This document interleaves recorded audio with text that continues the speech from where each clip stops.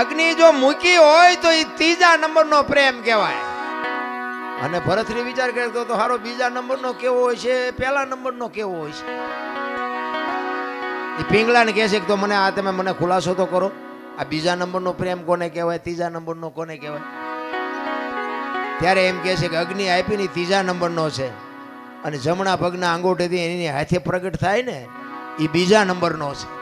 તો કે પહેલા નંબરનો, કે પહેલા નંબરનો પ્રેમ ઈ છે કે પોતાની પત્નીને એનો ધણી ગુજરી ગયો એવી વાત જ્યાં કાને પડે અને શ્વાસ અંદર હોય તો બહાર ન નીકળે ને બહાર હોય તો અંદર ન જાય ને ખોળિયામાંથી જીવ નીકળી જાય, આનું નામ પહેલા નંબર.